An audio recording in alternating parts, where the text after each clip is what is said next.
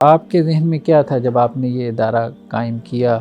کیا مقاصد تھے، کیا مشن تھا، کیا سوچ تھی؟ اصول فقہ پہ کچھ لکھا اس غیرت کے تحت کہ تانا بھی ہے جی اہل حدیثوں کے اصول فقہ، نین کی فقہ ہے، نین کے اصول فقہ ہیں۔ شیخ صاحب، انسان جب بھی دین کے لیے نکلتا ہے تو بہت آزمائشیں آتی ہیں۔ جو طلبہ نکلی ہوئی ہیں ماشاءاللہ آپ کے ادارے میں بھی ہیں یا اور اداروں میں ہیں، ان کو ذرا حوصلہ رہے کہ بھائی یہ سفر ایسا ہی ہے۔ آپ کچھ اگر بیان کرنا چاہیں اس حوالے سے۔ اس کا طریقہ کار یہ ہے کہ من کان للہ کان اللہ لہ، پھر وہ اپنے اللہ سے جو ہے نا وہ کہتا بھی ہے کہ یا اللہ میں تیرا ہو گیا۔ آپ کے ساتھ کوئی ایسی آزمائش آئی ہو جس کا آپ تذکرہ کرنا چاہیں اس سفر میں جو آپ نے طے کیا ہے؟ آپ اپنے آپ کو مزدور سمجھیے تو یہ کس کی مزدوری آپ کرنے لگے؟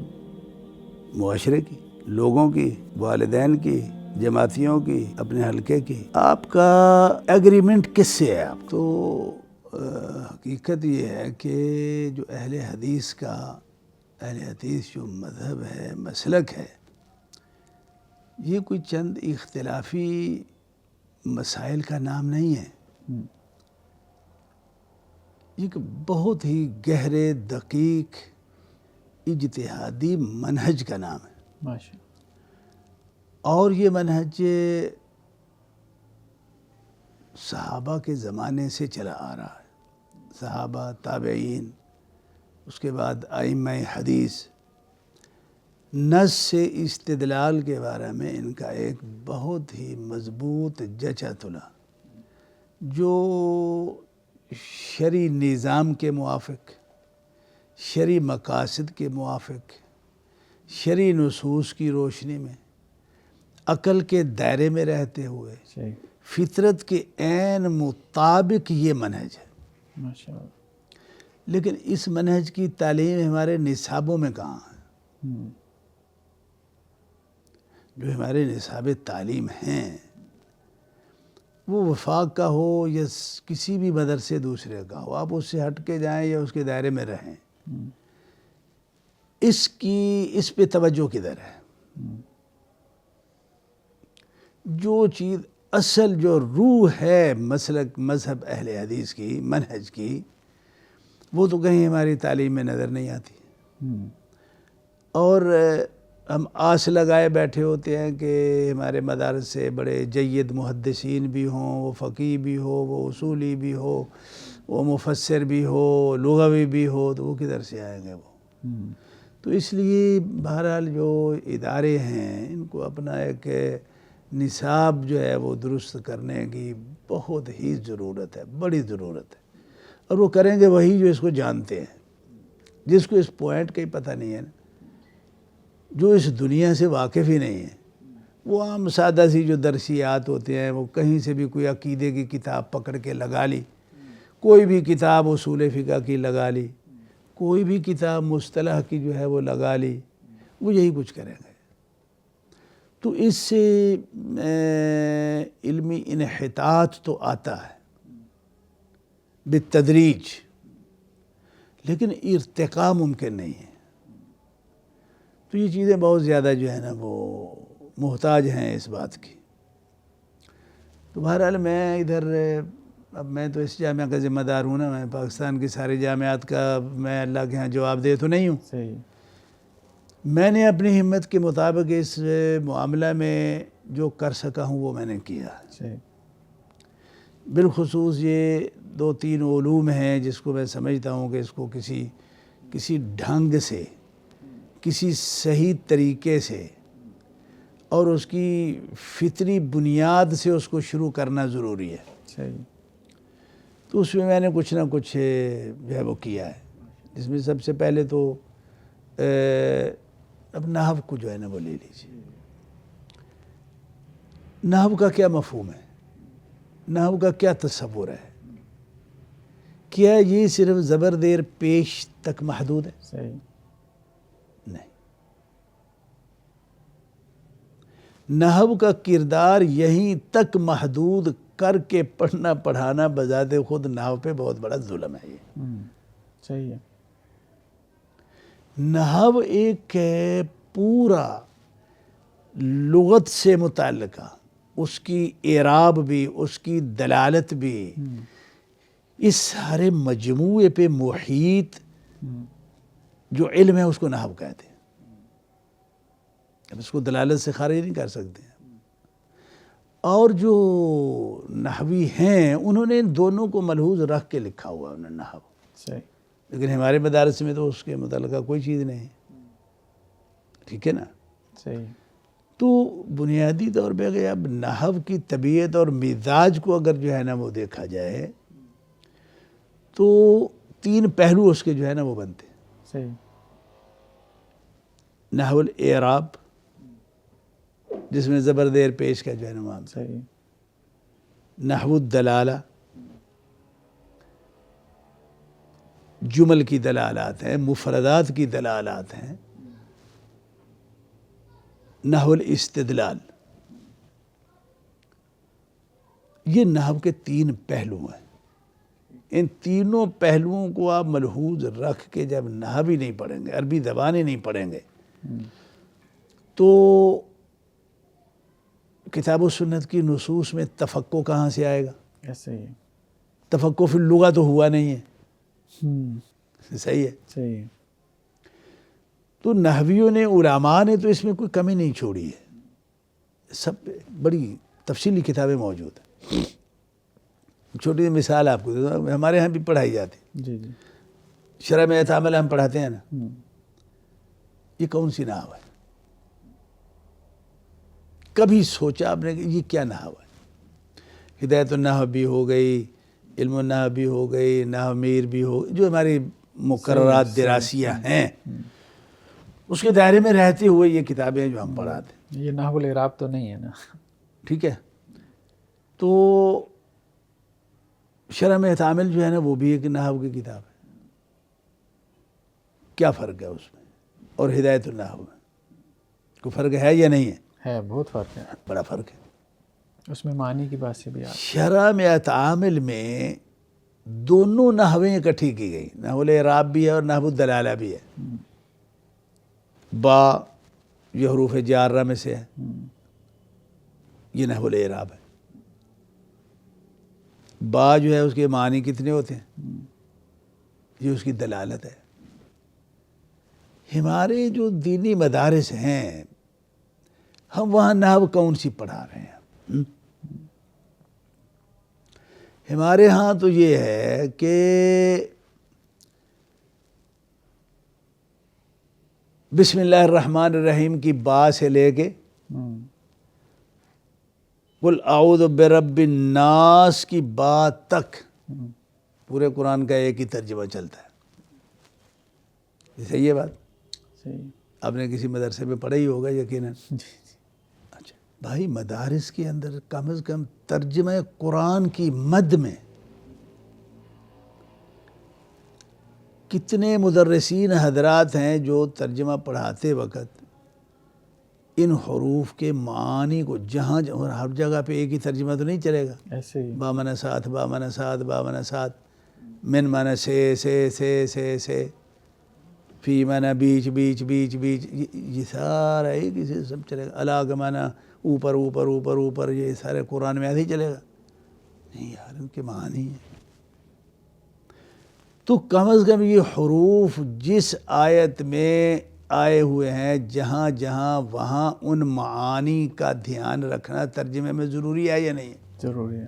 نہیں رکھیں گے تو ترجمہ ٹھیک ہو جائے گا؟ نہیں ہوگا. بات ہمارا ترجمہ یعنی میں بتا رہا ہوں کہ ہمارے جو مناہج ہیں تدریسی اس کے اندر جو ہے نا وہ کمیاں کتنی ہیں، اور ان کمیوں کے باوجود بھی ہم یہ کہیں کہ نہیں ہم مسلک اہل حدیث کے جو ہے وہ تقاضے پورے کر. بھائی یہ تو گرج دار جو ہے نا وہ داموں سے تو یہ تقاضے پورے نہیں ہوں گے نا. تو جب اس کو اصل منہج میں جا کے آپ اس کے تقاضے پورے نہیں کریں گے تو کیا مسلک سے وفاداری کیا ہوگی؟ بات ہے کہ یہ بھی چل رہی تھی کہ یار یہ تو چلو. میں نے یہاں نحو میں تو میں نے یہ کیا کہ اس میں نے 2 کتابیں لکھی میں نے. صحیح. ایک کا نام ہے نحو اللغة العربیہ بین الدلالہ والاعراب، وہی نحوی جو بحثیں ہیں وہ اس میں ہیں، لیکن جہاں جہاں جو لفظ اس کے تحت دلالات کا ایک سلسلہ ہے میں نے اس کو بھی وہاں پہ نمایاں کر دیا، اور یہ دلالات کا سارا سلسلہ یہ اصول فقہ کا موضوع ہے، اس کا حصہ ہے یہ ایک اصول فقہ کتابیں آپ لے لیں، جی قواعد اللغویہ، اس میں جو ہے نا وہ بہت کچھ جو ہے وہ وہی ہے جو ہم نحو میں پڑھاتے ہیں، لیکن نحو میں اس کا نام اور ہے، اصول فقہ میں اس کا نام اور ہے۔ اب نحو میں پڑھیں گے تو مسئلہ آ جائے گا نکرہ اور معرفہ کا، نکرہ اور نکرہ یہ ہوتا ہے، معرفہ یہ ہوتا ہے، اس نام سے ہم پڑھتے ہیں۔ اصول میں جب آپ جائیں گے تو یہی چیزیں وہاں پہ آپ کو ملیں گی مطلق اور مقید کے نام پہ، صحیح ہے، چیز ایک ہی ہے، تھوڑے معمولی فرق سے۔ اب اگر نحو تو ہم ابتدائی طور پہ اصول فقہ تو پہلی جماعت سے ہم شروع نہیں کر سکتے نا، صحیح، نحو تو ہمیں پہلے دن سے شروع کرنا پڑتی ہے، تو نحو کی کوئی ایسی کسی مرحلے میں جا کے ایسی کتاب بھی ہو کہ جتنا حصہ اس کا دلالات کا اصول فقہ کے اندر موجود ہے اس پہ بھی تنبیہ موجود ہو، اس کو نحو میں نکرہ اور معرفہ ہوگا، میں نے مثلا لکھ دیا نیچے کہ یہ نکرہ جو ہے یہ اصول فقہ کی بحثوں میں اس کو مطلق کہتے ہیں، بہت تقارب ہے ان کے درمیان۔ تو طالب علم کو اصول فقہ پڑھنے سے پہلے ہی جو ہے نا وہ ساری یہ اس طرح کی جو ہیں اس کے علم میں ہے کہ یار یہ اس نے پڑھی ہوئی کتاب میں، اس کا تھوڑا تعریف ایسی صرف نام ہی نہیں ہے، تنبیہ نہیں ہے، اس کی تھوڑی سی وضاحت بھی ہے جو وہاں اس موقع پہ ہونی چاہیے۔ تو یہ سارے علوم جتنے بھی ہیں نا اصل میں ان کے اندر تداخل ہے بہت بڑا، ایک دوسرے کے حصہ ہیں، صحیح، جب اس کو ہم کاٹ کاٹ کے پڑھتے ہیں نا تو سارا تصور اس کا غلط کر دیتے۔ صحیح ہے، اس کی مثال آپ ایسے سمجھیں گے، اب نے دیکھا ہوگا یہ جو چھوٹے اول کچی جماعت میں پڑھنے والے جو بچے ہوتے ہیں نا، جی ان کو بعض کتابیں ایسی دی جاتی ہیں کہ جن میں صرف آؤٹ لائن کے ذریعے جو ہے نا اس کو واضح کیا ہوا ہوتا ہے۔ صحیح ہے، تصویر مکمل کریں ایسے کر کے، مطلب بھینس ہے تو وہ باہر سے جو ہے نا وہ لائنیں لگا کے ٹانگیں بھی اور یہ بھی ہر چیز اس کی شو کی ہوگی، اندر سے وہ وائٹ ہے بالکل سب، جی صحیح ہے۔ اچھا، اب یہ بھینس جو ہے نا آپ کسی کو ڈنگر ڈاکٹر جب بنانا ہونا آپ کو یہی تصور اس کا وہاں تک چلے گا، وہ صحیح ہے۔ ایسے ہی، اچھا، اگر آپ ایسے کرتے ہیں کہ ٹھیک ہے آپ نے پہلی جماعت میں جو ہے نا وہ بھینس کو کاٹ کے اس کی پچھلی ٹانگیں جو ہے نا وہ الگ کرنے، آپ نے پہلی جماعت میں اس کی پچھلی ٹانگیں پڑھائی ہیں آپ نے، اس کو آگے کا نقشہ نہیں دیا آپ نے، اگلے میں جا کے آپ جو ہے نا اس کو چہرہ منہ سینگ وینگ یہ جو ہے نا وہ آپ کو اس کو آپ پڑھا رہے ہیں، یعنی اس کو آپ نے ٹوٹے ٹکڑے کر کے جب آپ پڑھائیں گے، وہ جو پہلے اس نے جب تک وہ صورت مکمل نہیں ہوتی تب تک اس کے پلے پڑا کیا ہے، یا تعلیم کی کوئی سیاست ہے، یہ ایک سائنس ہے باقاعدہ، یہ بہت بڑی، اس کو آپ جو ہے نا وہاں ملا حضرات جو ہے نا اس کو بس ایسے ہی چلاتے ہیں جیسے ختم درود چلاتے ہیں، تو ایسے تو نہیں علوم پڑھائے جاتے نا، ایسے تو تقاضے نہیں پورے ہوتے۔ تو مطلب یہ ہے کہ یہ جتنے بھی علوم ہیں یہ سارے کے سارے جو ہے نا آپس میں متداخل علوم ہیں، ان کو شروع سے ایک تصور جو ہے نا آپ وہ مکمل دیں، آپ وہ آؤٹ لائن کے ذریعے کر لیں، اندر تو تفصیلات چھوڑ دیجئے آپ، لیکن اس کو پتہ تو پہلے دن سے کہ بھینس ایسی ہوتی، جب کہیں روڈ پہ نظر آ جائے تو وہ خود ہی ابو یہ بھینس ہے، یہ بھینس جا رہی ہے، تصور آپ نے اس کو پورا دیا ہوگا۔ تو یہ ہمارے نصابوں کے اندر جو ہے نا یہ ایک بہت بڑی جو ہے نا وہ کمی ہے، اصول فقہ الگ سے ہم پڑھاتے ہیں، نحو کی کتابیں الگ نام سے پڑھاتے ہیں، بلاغہ کی کتابیں الگ پڑھاتے ہیں، اور میاں یہ سب کے اندر ایک تداخل موجود ہے، اور اس میں بہت سا حصہ جو ہے نا وہ سابقہ مؤلفین کا بھی ہے۔ اچھا، اب جو بلاغت آپ پڑھائیں گے یہ وہی نحو الدلالہ ہے، یہ ساری علم المعانی ہے، بدیع یہ وہ ادھر سارے اسی کے حصے ہیں. یہی جا کے اصول فقہ کا بھی حصہ ہے. تو ایک تو یہ بڑی ضرورت ہے اس کی، یہ نصابوں کی جو ہے نا وہ آپس میں جو تشکیل ہے، ترتیب ہے، جو تداخل ہے، وہاں ساتھ ساتھ تنبیہ کہ یہ فلاں نام سے اس کو فلاں علوم میں پڑھایا جاتا ہے وغیرہ، یہ بہت ضروری ہوتی. تو میں نے کتاب جو ہے نا وہ لکھی تھی، ایسے بہت سال ہو گئے، اب دوبارہ اس میں کام کر رہا ہوں ذرا میں فارغ ہو کے. نحو اللغة العربیہ بین الدلالہ والاعراب، نحو الاعراب بھی اور نحو الدلالہ بھی. تو ایک تو میں نے یہ کیا نحو کی مد میں. دوسرا پھر جو ہے نا یہ کتاب ہے نحو اللغة العربیہ دلالۃ و استدلالا. تو نحو کے 3 سیٹ اپ ہے، نحو الاعراب ہے، دلالہ ہے یا اس کو معنی کہہ لیجئے، اور استدلال. یہ دلالہ اور استدلال بنیادی طور پہ یہ اصول فقہ کے بھی حصے ہیں یہ، لیکن میں نے اس کو نحو کے نام پہ اس کے اندر جو ہے میں شامل کر دیا اس کو. کسی نے کیا نہیں ہے لیکن میں نے کیا ہے. کیا پابندی ہے مجھ پہ؟ کیوں نہیں کر سکتا؟ میری سوچ ہے، فکر ہے، میں اس کو درست سمجھتا، میں نے کر دیا. آپ کو کیا اس میں وفاداری ہے؟ تو یہ میں نے اس کو اس لیے بھی کہ ہمارا جو پاکستان کا معاشرہ ہے نا، یہاں بہت سارے مشائخ ایسے ہیں جو اصول فقہ پہ کفر کا فتویٰ لگا کے بیٹھے ہوئے ہوتے ہیں. جی یہ تو گمراہی ہے، اس کو نہیں پڑھنا چاہیے. یار کیا کریں؟ اب اس گمراہی کے اندر جو ہدایت کا بھی بہت سارا حصہ موجود ہے،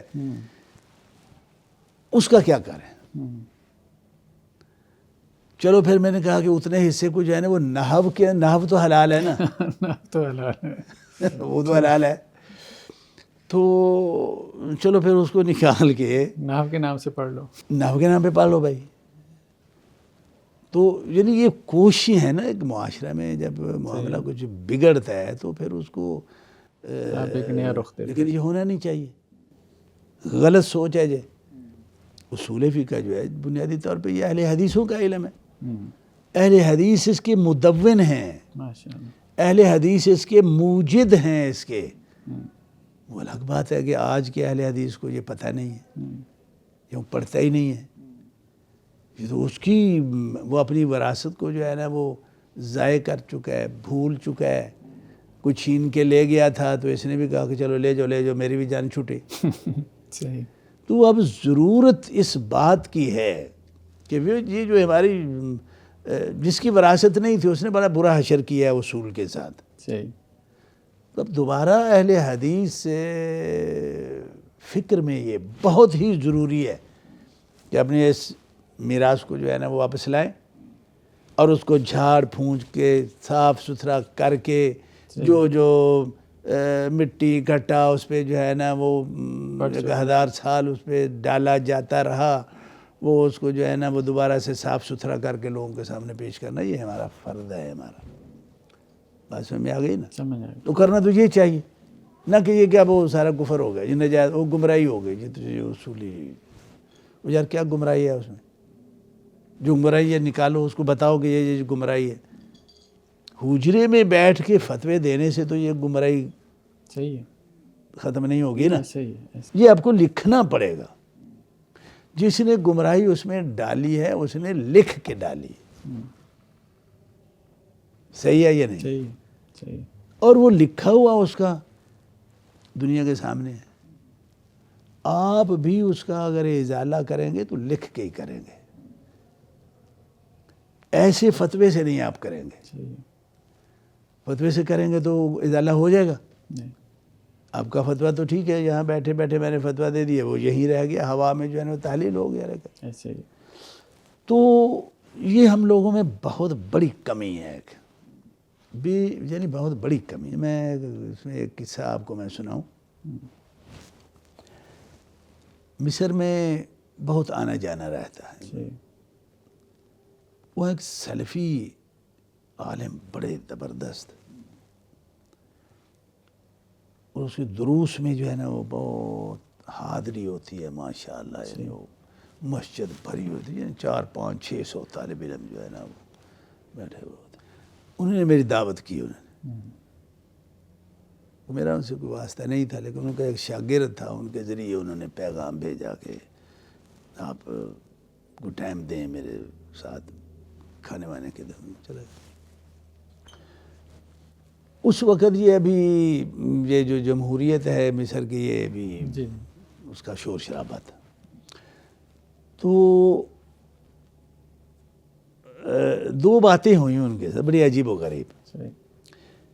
ایک تو وہ انہوں نے وہ جمہوریت پہ جو ہے نا وہ میرے ساتھ کہ یہ میں نے حال وال پوچھے ملک کے، انہوں نے بتا دیا کہ اب یہ جمہوریت چل رہی ہے اور یہ تو بڑا کفر ہے اور یہ ہے اور وہ ہے اور وہ جو کرتے ہیں وہ لیکچر انہوں نے، میں سنتا رہا۔ میں نے کہا شیخ میں اس بات پہ تو آپ سے بحث نہیں کرتا کہ یہ کفر ہے یا اسلام ہے، میرا سوال یہ آپ کے ملک کا معاملہ ہے نا، میرے ملک کا معاملہ تو نہیں ہے، وہاں کا میں ذمہ دار ہوں، یہاں کے آپ ذمہ دار ہیں۔ اگر اس کو سارے علماء کرام کو آپ باور کرا دیں، یقین کرا دیں کہ یہ کفر ہے کفر ہے کفر ہے، تو یہ کفر ختم ہو جائے گا؟ نہیں۔ وہ کہتے ختم تو نہیں ہوگا۔ میں نے کہا تو فائدہ کیا پھر یہ کفر کے فتووں کا؟ آپ مجھے کوئی فائدہ بتائیے۔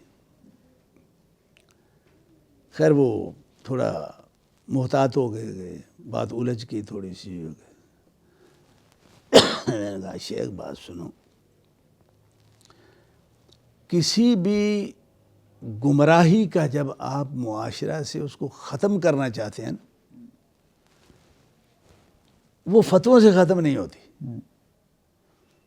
وہ اس کی جگہ پہ جب تک آپ جائز حلال جو ہے متبادل نہیں دیں گے تب تک وہ ختم نہیں ہوگی۔ اب 1000 سال فتوے لگاتے رہیے جمہوریت کفر ہے، کتابیں لکھیں، یہ نہیں ختم ہونے والی بات۔ ختم کب ہوگی؟ ختم تب ہوگی جب آپ اس کا متبادل دیں گے تو کہ دیکھو یہ سسٹم جو ہے، یہ حکومتی نظام جو سسٹم ہے، یہ اس کے اندر یہ جو کفر ہے، یہ جو گمراہی ہے، یہ اس طرح کی چیزیں ہیں، ہاں اس کا متبادل یہ ہے، میں آپ کو متبادل دے رہا ہوں، اب متبادل دیں نا۔ اب وہ مطلب یہ کہ ہم متبادل نہیں دیتے، ہم فتوے لگاتے ہیں، متبادل دینا چاہیے۔ تو بہرحال یہ تو ایک مسئلہ تھا، یہ اصول فقہ کو پھر میں نے اس طرح کہ چلو نحو کے نام پہ جو ہے نا وہ کو تھوڑا سا فائدہ ہی کرنا ہے یار، کو پڑھ لے گا، ہو جائے نہ ہو تو میں اس کا ذمہ دار تو نہیں ہوں، ٹھیک ہے نا۔ تو اسی طرح کہ عقیدے پہ بھی میں نے ایک چھوٹی سی کتاب جو ہے نا وہ لکھی۔ وہ سیکھنے کی ضرورت اس لیے پیش آتی ہے کہ جب نصاب بھی ڈھنگا ہو جاتا ہے نا اس سے وقت ضائع ہوتا ہے۔ جو فائدہ آپ ایک مہینے میں لے سکتے ہیں وہ سال میں بھی نہیں ملتا۔ نصاب میں عموماً کیا کتابیں ہوتی ہیں؟ نصاب میں عموماً جو سعودی علماء ہیں اللہ تعالیٰ نے ان کو خصوصی توفیق دی ہوئی ہے کہ انہوں نے کم از کم عقیدے پہ، توحید، شرک وغیرہ وغیرہ پہ مختلف انداز میں مختلف بڑا لٹریچر ہے ان کا، یہ بہت بڑی خدمات ہے ان کی۔ لیکن ہر کتاب جو ہے نا وہ نصابی تقاضوں کے مطابق نہیں ہوتی، ایسا ہی ہے۔ پھر انہوں نے جو لکھا انہوں نے اپنے ماحول کے لکھے، لیکن ہمارے جو طالب علم ہے، ہمارا جو اسٹوڈنٹ ہے پڑھنے والا، وہ اس کی اہلیت صلاحیت جو ہے نا وہ اور ہے۔ صحیح ہے۔ تو اس میں مثلا کتاب التوحید جو ہے وہ پڑھا دی، جی چلو کتاب التوحید کے بہت سارا حصہ جو ہے نا وہ آ گیا، کچھ شرک کی باتیں بھی آ گئیں، لیکن کفر کی تفاصیل اور کئی چیزیں ہیں اس کی تفاصیل وہ کسی اور کتاب میں پڑھیں گے۔ اچھا مطلب یہ کہ وہ ضرورت تھی کہ بڑے بڑے جتنے بھی عقیدے کے متعلقہ جو اصطلاحیں ہیں نا، جو پہلے کتاب پڑھائی جائے طالب علم کو، ان ساری اصطلاحوں کو جو ہے نا اس کے ذہن میں ڈالا جائے۔ تو بھائی ایمان بھی ہے، کفر بھی ہے، شرک بھی ہے، نفاق بھی ہے، بدعت بھی ہے، ٹھیک ہے، اور اس کی جو لازمی معلومات ہیں اس مرحلہ کے لیے، اسے آنے دیجیے۔ اب یہ نہیں کہ توحید الاسماء و صفات کو جب وہ پڑھیں گے جا کے تو وہی عقیدہ واسطیہ پڑھیں گے، اس سے پہلے جو ہے نا اس پہ کوئی تفاصیل نہیں ہے۔ صحیح۔ عقیدہ واسطیہ کے بعد جو ہے وہ عقیدہ طحاویہ کے منتخبات جو ہے نا وہ رکھ لیے۔ تو یہ ساری بحثیں عقیدے کے متعلقہ، یہ اس کے اندر جو ہے نا وہ کوئی جوڑ نہیں بنتا، ٹوٹی پھوٹی متفرق بحثیں جو ہے نا وہ بنتی ہیں۔ تو ضروری ہے کہ طالب علم کو جب چلائیں تو کسی یعنی پورے پیکج کے ساتھ اس کو چلائیں، چاہے وہ مختصر ہو۔ تو اس پہ پھر اصول اعتقاد کے نام پہ کتاب جو ہے نا ہم آپ کے یہاں لے کے پڑھا رہے ہیں، اس کو اور بھی پڑھانا چاہے تو پڑھا رہے ہیں۔ بعض مدارس پڑھاتے بھی ہیں، نہیں پڑھاتا کوئی تو ہم نہیں کسی سے کہتے کہ بھائی ضرور پڑھاؤ، لے کے ہم جاتے بھی نہیں ہیں کسی کے پاس کہ لو جی ہم نے یہ لکھا آپ ضرور پڑھاؤ جی، یہ کرو جو۔ اور کئی جو ہے نا وہ شکوک و شبہات کے پتہ نہیں ان کی تجارت ہے یا کیا ہے بابا، تو اس طرح کے عوامل جو ہے نا وہ اس میں ہوتے ہیں۔ اسی طرح ایک ہمارے نصاب کے اندر ایک کمی ہے بہت بڑی، وہ یہ ہے کہ اخلاقیات پہ کوئی کتاب نہیں ہے ہمارے، اس پہ کوئی کتاب نہیں۔ وہ حدیث کی کتابیں پڑھتے جو ہے نا کچھ اخلاقیات طالب علم کے ہاتھ لگ گئیں تو لگ گئیں، لیکن ایک باقاعدہ وہ نہیں۔ تو اس میں کتاب ہے الخلق العظیم کے نام سے۔ اب اس میں جو ہے نا وہ اس کی ترتیب کچھ میں نے اس طرح رکھی ہے کہ ایک تو اخلاقیات کا جو مضمون ہے نا، اس کو عموماً جو اصل حسن خلق کے حقدار جو ہیں ان کو باہر نکال دیا جاتا ہے۔ جن حقداروں کا حق بہت دور جا کے بنتا ہے، ہم نے سارے اخلاق کو ان کے اندر تقسیم کر دیا۔ تو اس کا پہلا باب یہ ہے کہ بھئی ہمارے حسن خلق کا سب سے پہلے حقدار کون ہے؟ کوئی غریب ہے، کوئی فقیر ہے، کوئی جانور ہے، کوئی بھوکا ہے، کوئی پیاسا ہے، یہ اللہ کے ساتھ بھی کوئی حسن خلق کا تصور ہے یا نہیں ہے؟ جو بندہ اللہ کے ساتھ بد اخلاق ہے، مجھے بتائیے کہ اس کے حسن خلق کو آپ اس کے کفت الاعمال میں جو ہے نا وہ اسقل کیسے بنائیں گے؟ تو اس میں سب سے پہلے یہ ایک ترتیب ہے صحیح کہ ہمارے حسن خلق کے جو حقدار ہیں وہ کیا ہے؟ بھئی سب سے پہلے اللہ ہمارے حسن خلق کا حقدار ہے۔ صحیح۔ اللہ کے ساتھ حسن خلق کے کیا سلیقے ہیں، کیا آداب ہیں؟ یہ ہیں اس پہ ایمان ہو، سچا ایمان ہو، جو کفر بد اخلاقی ہے، شرک بد اخلاقی ہے، وغیرہ وغیرہ وغیرہ، یعنی اللہ کے ساتھ حسن خلق اور بد اخلاقی کا ایک پورا تصور جو ہے نا، تاکہ قاری کو، پڑھنے والے کے ذہن میں ہو کہ یار میں اگر اللہ کے ساتھ ہی میں خوش خلق نہیں ہوں، بد اخلاق ہوں، تو پھر میں میری حسن خلق جو ہے نا وہ مجھے فائدہ کہاں سے دے گی جا کے؟ صحیح۔ اب اللہ کے پاس میں جاؤں کہ تو میرے ساتھ تو بد اخلاقیاں کرتا رہا، تجھے کوئی شرم حیا نہیں آیا کہ شرک میرے ساتھ بہت بڑی بد اخلاقی ہے، کفر میرے ساتھ بہت بڑی بد اخلاقی ہے، تو پھر کیا بنے؟ صحیح۔ اسی طرح اللہ کے بعد قرآن ہے، نبی ہے، سنت رسول ہے، اس کے بعد پھر جو ہے نا آگے مخلوقات کی جو ہے نا وہ بات ہے۔ تو اس میں یہ کتاب ہے جو ہمارے نصاب کی ہے، ہم اس کو جو ہے نا وہ پڑھاتے ہیں، ٹھیک ہے نا۔ تو جہاں جہاں مطلب یہ ہے کہ کچھ اضافے ہم سمجھتے ہیں وہ ہم کرتے ہیں۔ نحو کی ہی مد میں ایک چھوٹا سا رسالہ ہے، القواعد النحویہ للجملہ الخبریہ، صحیح۔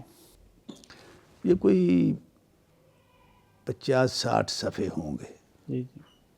لیکن اس کے اندر جو قواعد ہیں وہ اکٹھے، میں نے تو آج تک میرے پاس یہ 4-5-6 الماریاں نحو کی بڑی بڑی، صحیح۔ وہ اکٹھے اس کا کہیں تصور نہیں ہے، جو کہ عربی کم از کم لکھنے والے کے لیے بہت ضروری ہے۔ مجھے اس کی ضرورت پیش آئی۔ عام نحوی کتابیں جو تصور دیتی ہیں وہ بڑا ادھورا سا ہوتا ہے۔ اچھا جی، فائل جو ہے نا یہ مرفوع ہوتا ہے، ٹھیک ہے، ہو گیا مرفوع۔ صفت اور موصوف جو ہے وہ آپس میں مطابقت ہوتی ہے۔ جہاں جہاں نہیں ہوتی وہ کیا ہے، صحیح، اس کی کیا تفاصیل ہے۔ فاعل ہے اور جی فاعل مؤنث ہو تو فعل بھی مؤنث ہوتا ہے، یا جہاں جہاں نہیں ہوتا وہ حالتیں کیا۔ صحیح، تو یہ ایک اچھا خاصا ایک پھیلا ہوا یہ یعنی ایک درخت ہے جس کی بہت شاخیں ہیں۔ صحیح، آپ اس کو جو ہے نا وہ شاخیں واخیں کاٹ کے جو ہے نا وہ ایک ٹونڈ مونڈ سا جو ہے نا وہ پڑھیں گے تو نہیں بات بنتی۔ یہ میں نے لکھا کیوں ہے کہ میں نے عربی میں لکھا ہے۔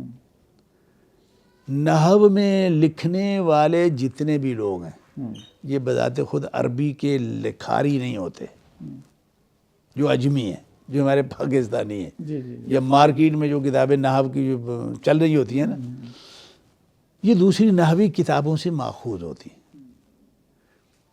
لیکن وہ خود کوئی بڑی دقت گہرائی میں جا کے انہوں نے جو ہے نا وہ عربی میں لکھا ہو، یہ انہوں نے نہیں کیا ہوا ہوتا۔ جب کیا ہوا نہیں ہے تو وہ کہاں کہاں جا کے آدمی لکھنے والا پھنستا ہے کہ یار یہاں میں کیا کروں، فعل کو مؤنث بناؤں، مذکر بناؤں، جمع بناؤں، تثنیہ بناؤں، کیا کروں ہیں۔ تو پھر وہاں پہ وہ ڈھونڈتا ہے، تلاش کرتا ہے، وہ کر کے پھر اس کو جو ہے نا وہ بڑی مغزماری کے بعد جو ہے نا وہ کسی نتیجے پہ پہنچتا ہے کہ ہاں یہاں ایسے کرنا ہے۔ اب جس نے عربی میں لکھا نہیں ہے نا وہ نہیں ان جگہوں کو جانتا، تو وہ بھی ایک کتاب ہے جو ہم بچوں کو جو ہے نا وہ پڑھاتے ہیں، نظام میں جو ہے نا وہ لگائی ہوئی ہے۔ تو اس طرح کر کے اب اصول کا جو ہے وہ ہم نے اپنا ایک نصاب اس کو مکمل جو ہے نا وہ کر لیا ہوا ہے۔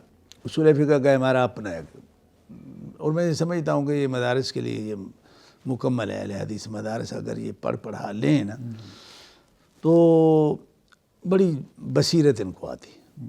ان میں سب سے پہلے چھوٹا رسالہ ہے جو سب سے پہلے پڑھایا جاتا ہے، تلخیص الاصول جس کو کہتے ہیں۔ اس کے بعد اسی میں پھر توسع ہے جو تحصیل الاصول ہے، آپ نے پڑھا بھی ہوگا، فرما رہے تھے کہ میں نے پڑھا دیکھا میں نے۔ اب ان کتابوں میں نے یہ کیا کہ جو اصولی کتابوں کے اندر غیر اصولی جو مادہ ہے اس کی بڑی ملاوٹ ہے۔ اصول فقہ کی اتنی بڑی کتاب بھی ہے، اتنی بڑی کتاب بھی ہے، اور بڑے قاعدے، اصول، افکار، نظریات ہیں کہ جو ان کے پیچھے عقیدے کی جو ہے نا وہ خرابی یا صحت وہ کار فرما ہوتی، اور منطقی فلسفی اصطلاحوں کا اس میں بھرمار جو ہے وہ کر دی گئی ہے، کلامی باتیں ہوگی۔ اب وہ تو جو صاف ستھرا اصول فقہ ہے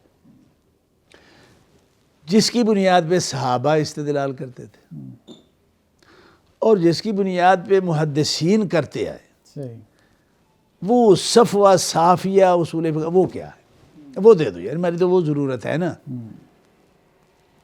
امام غزالی رحمۃ اللہ علیہ اور رادی جو ہے نا یہ جانے ان کا کام جانے کہ انہوں نے جیسا اپنے ایک مخصوص عقل فکر کے تحت جو وہ اصول لکھا، وہ ہماری مجبوری تو نہیں ہے، انہیں لکھ دیا، ہماری ضرورت کیا، فنی ضرورت کی بات آپ کریں۔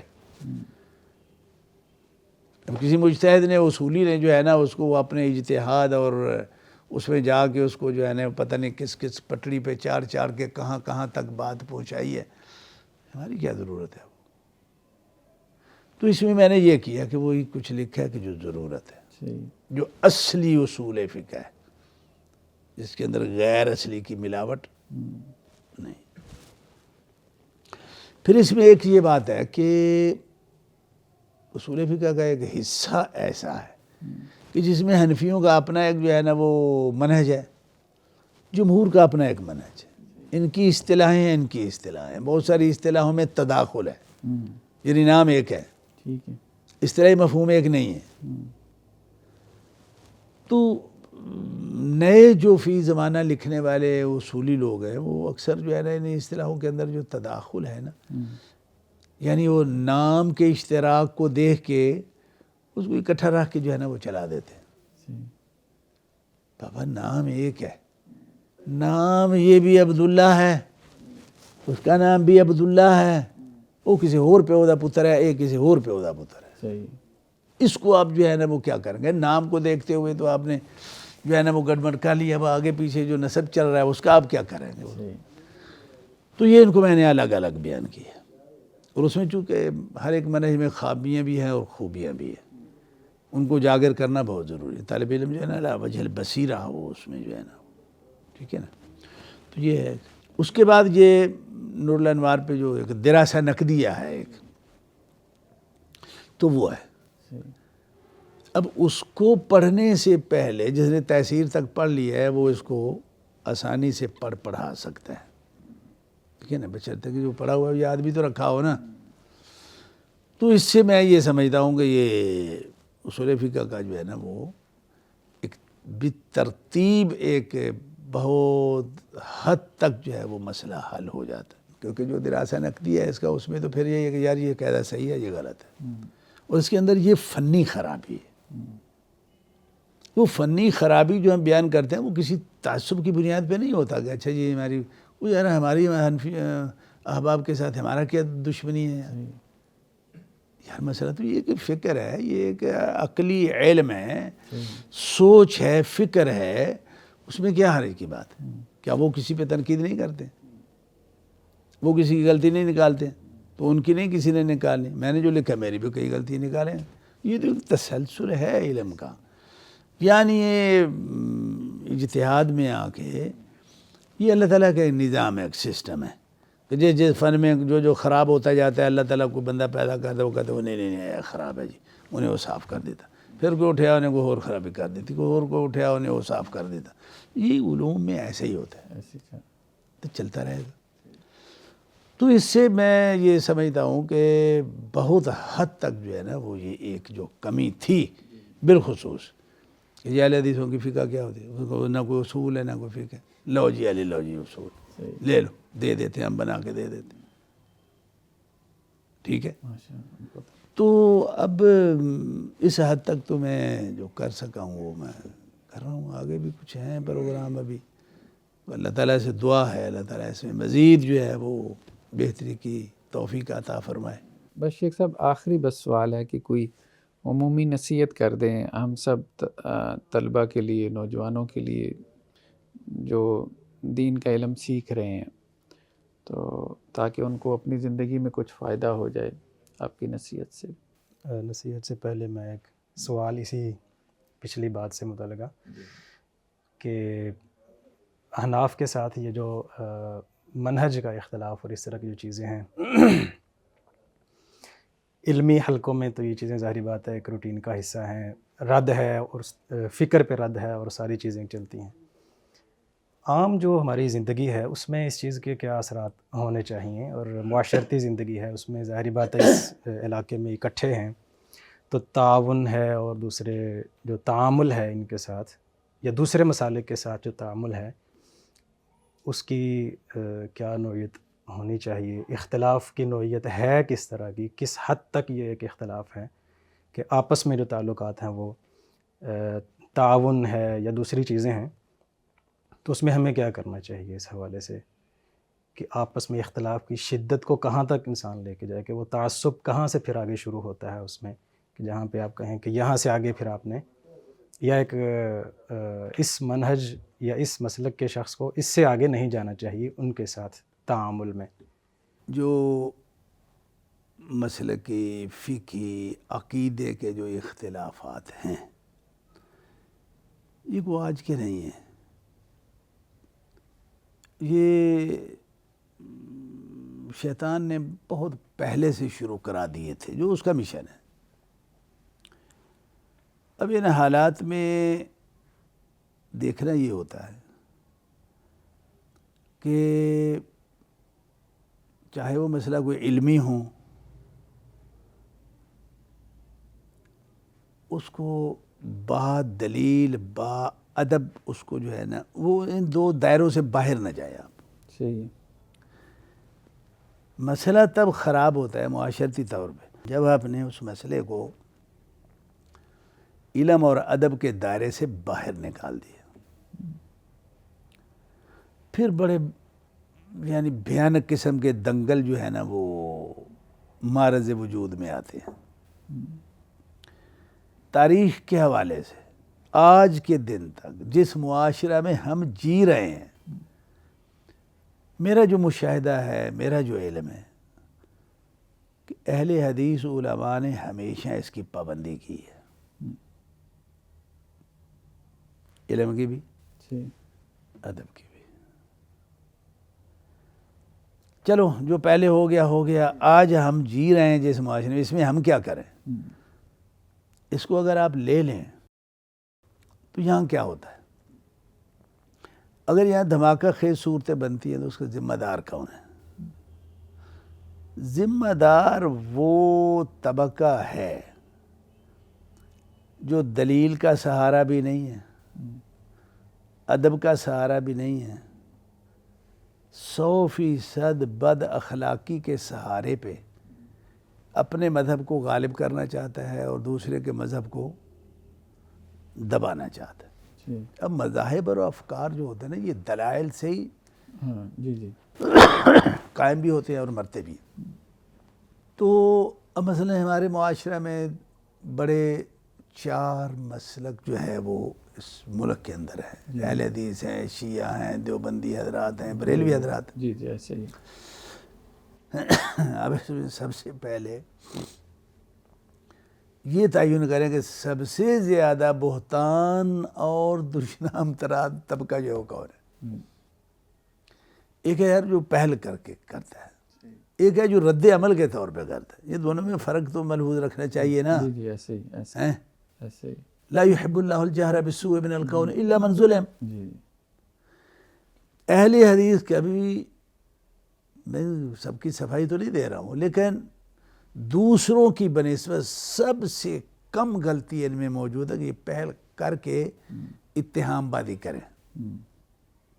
ہاں اگر ان پہ تہمتیں لگا کے یہ نجدی ہے، یہ فلان ہے، یہ فلان ہے، یہ اللہ ولیوں کے گستاخ ہیں، یہ نبی کے گستاخ ہیں، نبی کو بڑے بھائی اتنا وغیرہ وغیرہ، جتنا ایک معاشرے کے اندر جو ہے نا ایک پھیلایا ہوا ہے۔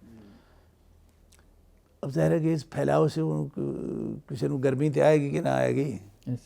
تو اس گرمی میں آ کے اگر کوئی کرتا ہے تو اس کو آپ کیا کہیں گے؟ اس کے برابر کریں گے آپ؟ برابر تو نہیں کریں گے۔ تو مطلب یہ ہے کہ یہ جو لوگ اس طرح کا کردار ادا کرتے ہیں نا، اصل مجرم یہ ہوتے ہیں، وہ کہیں سے بھی شروع ہو جائے، کسی فرقے سے شروع ہو جائے، تو یہ غلط بات ہے۔ دلیل اور ادب سے باہر نہیں جانا چاہیے، ٹھیک ہے بات؟ اس کو ملحوظ رکھیں گے تو اس طرح کی کوئی نوبت جو ہے نا وہ نہیں بنتی ہے۔ باقی رہا مسئلہ کہ چلیے اب 4 طرح کے مذہب جو ہیں وہ چل رہے ہیں ہمارے ملک میں، تو کہیں نہ کہیں اب اس میں آپس میں جو تنافر ہے یا جو تقارب ہے اس کو کیا کرنا چاہیے؟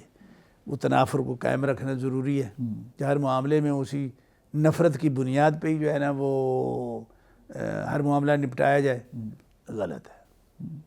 تقارب کرنا ضروری ہے کہ ہر معاملہ جو ہے جیسا بھی ہو ولو علی حساب العقیدہ، وہ تقارب کی بنیاد بھی کریں، غلط بات ہے۔ تقارب اور تباعد، تنافر، اس کی حدود بھی شریعت نے متعین کی ہوئی ہے۔ اللہ کے رسول صلی اللہ علیہ وسلم کو کیا کچھ تقارب کے لیے کیا کچھ نہیں کہا گیا کہ اے محمد صلی اللہ علیہ وسلم آپ ایسے کر لو یار، کچھ ہماری مان لو، کچھ اپنی منوا لو۔ لیکن وہ تقارب ایسے مضمون پہ تھا، ایسے مسئلے پہ تھا کہ جہاں اللہ اس کو نہیں مانتا ہے، تو پھر ہم کیا کریں گے؟ تو بات یہ ہے کہ یہ چیزیں جو ہے نا یہ دیکھنا ہوتی ہیں کہ یار اس تقارب کو بھی دیکھیں کہ اللہ اور اللہ کا رسول اس کو مانتا ہے یا نہیں مانتا۔ اگر وہ مانتا ہے تو چلاؤ اس کو کام۔ اللہ اور اللہ کے رسول اس تقارب کو تو مانتے ہیں کہ ٹھیک ہے آپ جو ہے نا بڑے موحد ہیں، بہت سلفی ہیں ماشاءاللہ، اب نمازی بھی ہیں، اور آپ کے باقی رشتہ دار جو ہے نا وہ بے نماز بھی ہیں، عقیدے کا بھی لحاظ نہیں کرتے ہیں، تو آپ یہ کہیں کہ نہیں یہ بے نماز ہے، میں تو گھر نہیں جانا، میں انہوں ملنا نہیں۔ شریعت اس کی اجازت دی؟ نہیں، شریعت اس تقارب سے تو نہیں روکتی ہے نا، ضروری ہے۔ قدیم سے یہ چلا آ رہا ہے۔ ابراہیم علیہ السلام ان کے والد کے درمیان کیا صورتحال تھی، کیا پوزیشن تھی نا ایسی، ایک طرف جو ہے نا وہ بڑا کھرا کفر ہے، جس سے صاف ستھرے کفر کی کوئی مثال نہیں دے سکتا، اور دوسری طرف جو ہے نا وہ اسلام بڑا کھرا ہے، لیکن رشتہ باپ بیٹے کا ہے۔ تو اللہ تعالیٰ نے ابراہیم سے کہا کہ چھاڑے نو پیو نو مرن دے ہوئے مار دے چل جا، تو نہیں یار۔ تو بات یہ ہے کہ یہ ساری حدود ہیں، ان حدود کو ملحوظ رکھ کے جہاں تقارب کی شریعت اجازت دیتی ہے وہاں تقارب کرنا چاہیے، وہاں بھاگنا غلط بات ہے، غیر شرعی بات ہے۔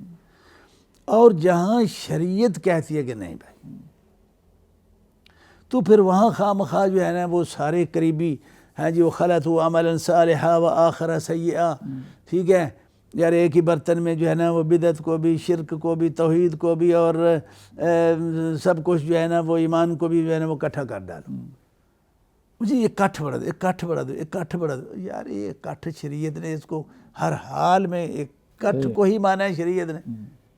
اگر یہ کٹھ ہے کٹھ ہے کٹھ کا ہی جو ہے نا وہ روڑا شریعت کی، ہاں یہی اصل الاصول ہے، تو پھر مکے میں یہ سب کچھ کیوں ہوا؟ وہاں تو وہ اکٹھ کرتے تھے، لیکن نہیں، اللہ کی اپنی شروط ہے، اللہ کی وضع کردہ اپنی حدود ہے، تو ان حدود کو ملحوظ رکھنا چاہیے نا۔ اب ہم تک ہر تقارب کرنے والے کے پیچھے بھی بھاگنا جو ہے نا وہ ٹھیک نہیں۔ بڑے ہم نے دیکھ رہے ہیں ساری زندگی کے تقارب کرتے کرتے، اور کئی جو ہے نا وہ وہاں تباعد کر ڈالتے ہیں جہاں تباعد شریعت جو ہے نا وہ نہیں کرواتی، تو یہ افراط و تفریط ہے۔ اس کو جو ہے نا وہ جہاں شریعت جو ہے نا وہ نہیں شرط لگاتی تباعد کی، تو وہاں اکٹھے چلنے میں کوئی مسئلہ نہیں، ٹھیک ہے۔ شریعت نے کہیں یہ نہیں کہا کہ بھائی جو موحد ہے نا وہ مشرک سے کی دکان سے سودا نہ خریدے، شرط لگائی؟ اللہ کے رسول صلی اللہ علیہ وسلم نے یہودیوں کے ساتھ خرید و فروخت کی یا نہیں کی؟ کیوں کی ہے؟ شریعت نے نہیں ٹوکا، اللہ نے، یہ ضروریات ہے۔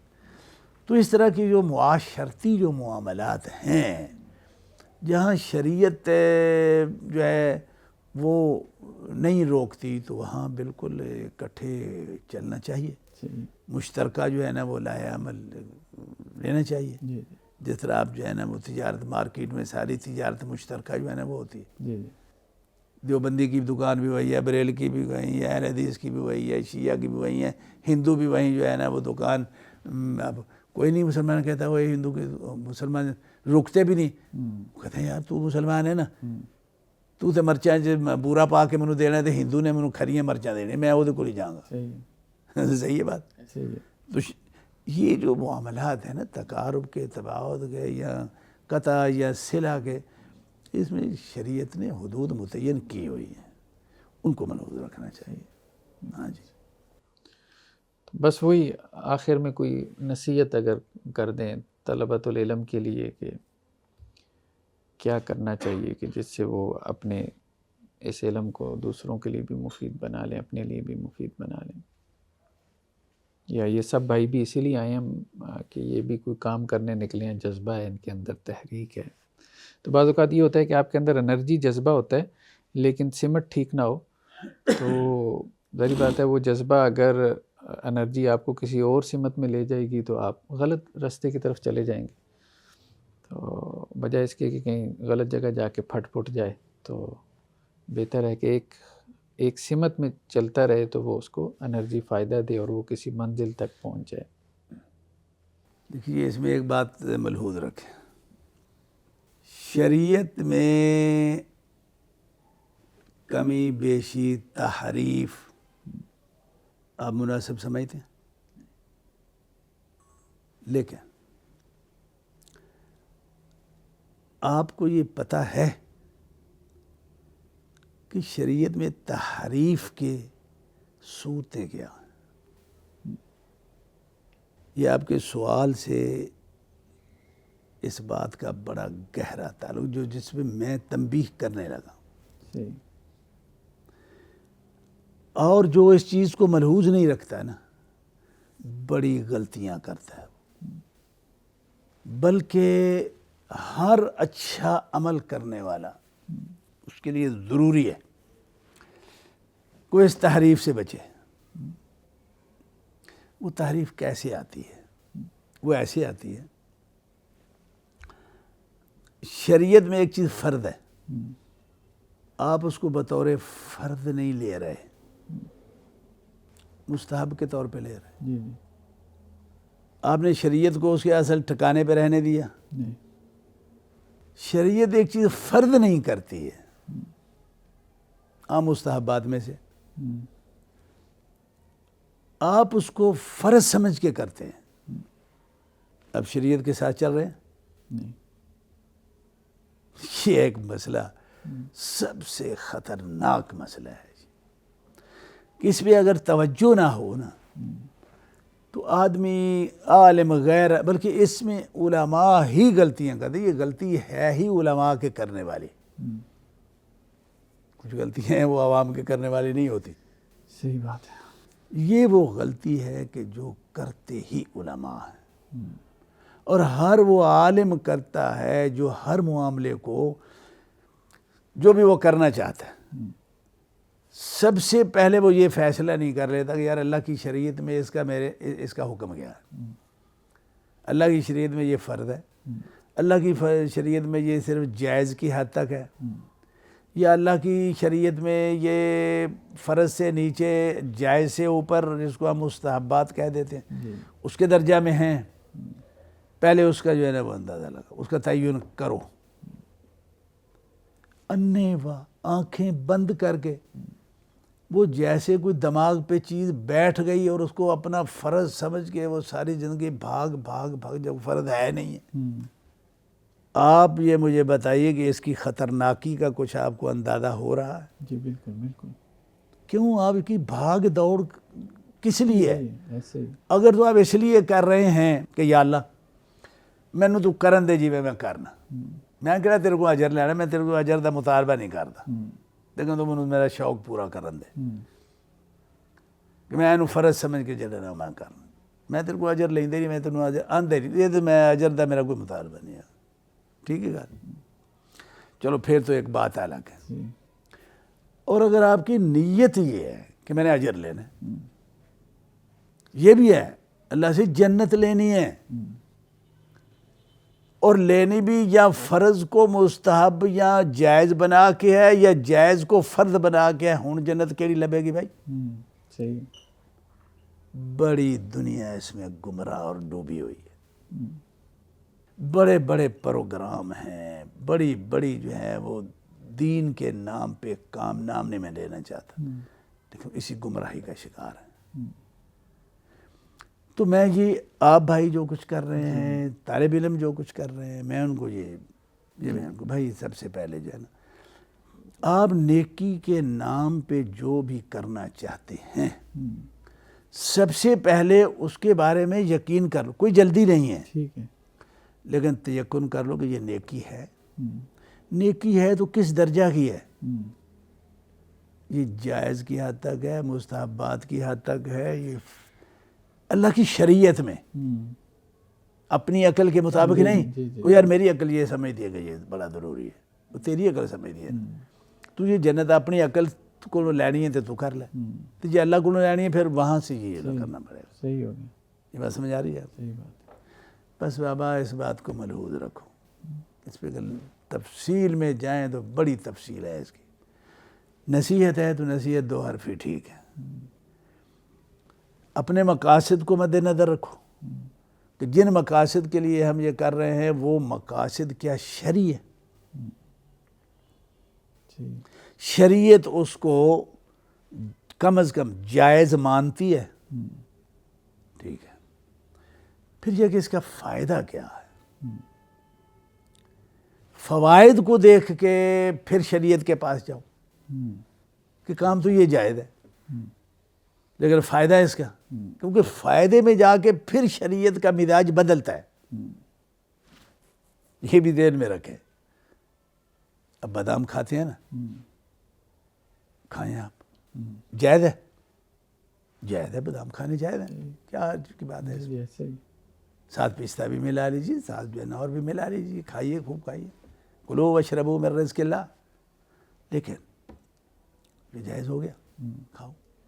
ایک طالب علم ہے وہ یہ اس لیے کھاتا ہے کہ میری دماغی صلاحیت جو ہے نا وہ ذرا سیٹ ہو جائے، مجھے سبق یاد نہیں ہوتا، مجھے زیادہ سے زیادہ میرا فہم جو ہے نا وہ دقیق ہو جائے، میرا حفظ جو ہے وہ مضبوط ہو جائے، تاکہ میں حدیثیں، اب بتائیے بادام کھانا جو ہے نا یہ کہاں ٹھہرے گا جا کے؟